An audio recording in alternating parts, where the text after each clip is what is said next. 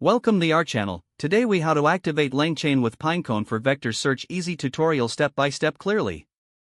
To activate LangChain with Pinecone for vector search, start by ensuring you have Python installed on your system. Open your terminal or command prompt. Create a new project directory for this tutorial. Navigate to that directory using the command line.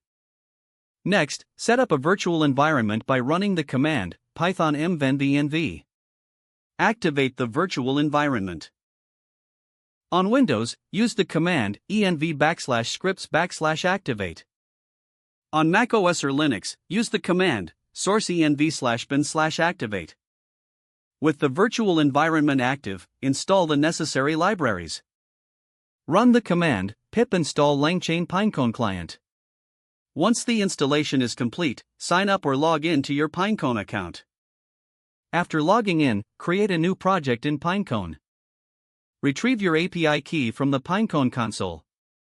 Now, return to your code editor and create a new Python file. Import the required libraries in your Python file. Begin by importing Pinecone. Also import the necessary components from LangChain.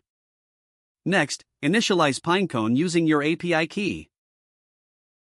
Use the command pinecone.init API_key equals your _API_key.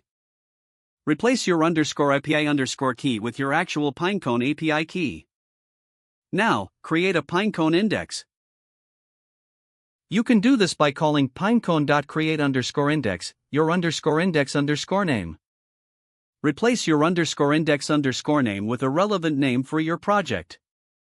After this, define the vector store using LangChain. Use from langchain.vectorstores import Pinecone. Now, create a Pinecone vector store instance. You can do this by calling Pinecone embedding_function equals your _embedding_ function. Make sure to define what your embedding function will be. Don't forget to like this video and subscribe to our channel for more step-by-step tech guides.